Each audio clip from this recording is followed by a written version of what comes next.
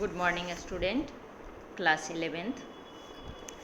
आज आप जड़ के रूपांतरण के बारे में जानेंगे। Modification of root. तो वैसे तो जड़ का मुख्य कार्य है जमीन से जल और खनिज लवण का अवशोषण करना, परंतु कुछ पौधे की जड़ें जो है अतिरिक्त कार्य को करने के लिए, जैसे में है सहारा देने के लिए, भोजन संग्रह करने के लिए, कुछ श्वसन क्रिया के लिए भी अपनी संरचना में रूपांतरण कर लेता है। इसे ही हम लोग बोलते हैं ना, जड़ का रूपांतरण। जैसे आप देखे होंगे, बरगद के पेड़ को जरूर आप देखे होंगे। तो कुछ जड़ जो है मूसला जड़ है और कुछ जड़ अपस्थानिक जड़ है। पिछले क्लास में ना आपको मूसला जड़ और अपस्थानिक जड़ के बारे में बतला दिए हैं। तो मूसला जड़ तो प्रायः द्विबीजपत्री में होता है और अपस्थानिक जड़ ये मूलांकुर के अतिरिक्त पौधे के अन्य भाग से निकलता है। यहाँ जो चित्र में आपको दर्शाए हैं ये सब अपस्थानिक जड़ का रूपांतरण है। बरगद, इसको हम लोग बोलते हैं ना स्तंभ मूल, ये सहारा देने वाली, अंग्रेजी में ये कहलाता है प्रोप रूट। बरगद के पेड़ में आप देखे होंगे कि पेड़ की शाखा से बहुत से लंबे लंबे रस्सी के समान नीचे की ओर वृद्धि करता है और फिर वो ज़मीन में प्रवेश कर जाता है। इसी को हम लोग बोलते हैं स्तंभ मूल।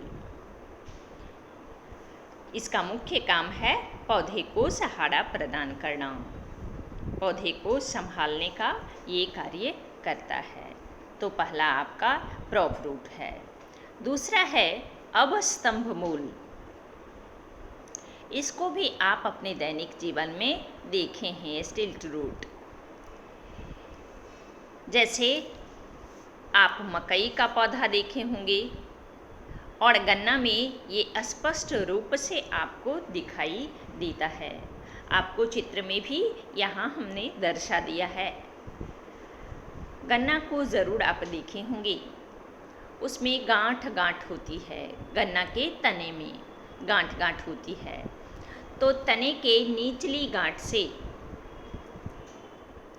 वैसे तो तने के और भी गांठ से ये संरचना निकलती है, लेकिन भिन्न भिन्न ऊंचाई पर भी ये निकलती है, परंतु जो सबसे नीचे रहता है उसमें बड़े आकार का, तो निचली गांठ से प्रायः जो है बड़े आकार की अपस्थानिक जड़ें निकलती है और ये ज़मीन में पहुंचकर तने को सहारा प्रदान करती है। इसीलिए इसको हम लोग बोलते हैं अवस्तंभ मूल। तीसरा नंबर आपका है लीफ रूट। इसको हिंदी में बोलते हैं पर्णमूल। तो ये ब्रायोफिलम में होता है। ब्रायोफिलम की पौधा का कद जो होता है, लंबाई छोटा होता है और इसकी पत्तियां जो है काफ़ी चौड़ी होती है। पत्तियों में खांच खांच होता है, जिसको हम लोग बोलते हैं सिराएं, भेंस होती है। और ये सिरा जो है पत्तियों के किनारे से बहुत सी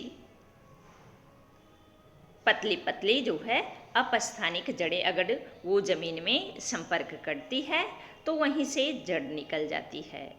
ये है आपका, ये भी जड़ अपस्थानिक जड़ का ही रूपांतरण है। ये ब्रायोफिलम में आप देखे होंगे, छोटा कद और पत्ती चौड़ा, वजन अधिक हो जाता है, इसलिए प्रायः जो है पत्तियां ज़मीन की ओर नीचे झुक जाती है और आसानी से पत्ती में उपस्थित, पत्ती के किनारे में, पत्ती में जो खांच बनी हुई है, सिराएं हैं, यह आसानी से ज़मीन को स्पर्श कर जाती है और मिट्टी के स्पर्श से वहाँ से ही पतली पतली जड़ें निकल आती है। ये पर्णमूल जड़ कहलाती है।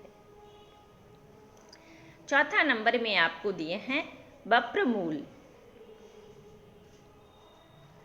तो सेमल के वृक्ष में उसके आधार से पंख के आकार की जड़ निकलती है। ये कुछ लंबे तने वाले वृक्ष में इस प्रकार का देखा गया है। तो हमने उदाहरण में आपको दिया है सेमल का वृक्ष। तो वृक्ष के आधार से पंख के आकार की जड़ें निकलती है। इसी को हम लोग बोलते हैं ब्यूटर्स रूट, बप्र मूल। और पांचवा नंबर में आपको है श्वसन मूल। ये प्रायः दलदली क्षेत्र का पौधा, जैसे उदाहरण में हमने दिया है रायजोहुड़ा।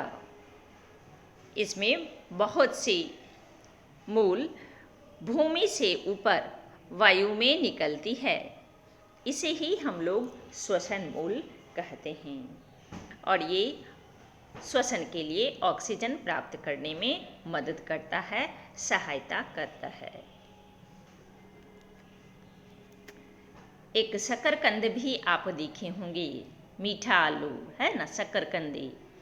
उसमें भी अपस्थानिक जड़ जो है, तो वहाँ आप सहारा देने के लिए देख रहे थे, लेकिन इसमें इसकी जड़ जो है भोजन संग्रह करके फूल करके मांसल हो जाती है।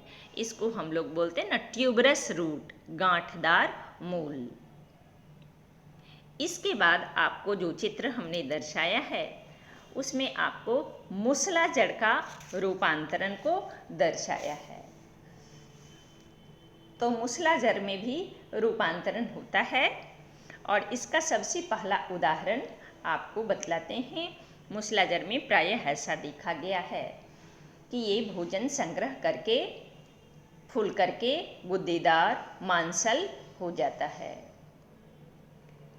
तो सबसे पहला है आपका फ्यूजिफॉर्म। इसको हम लोग बोलते हैं तक्रू रूप, यानी ऊपर का भाग इसका चौड़ा और नीचे जैसे जैसे जाता है पतला होते जाता है।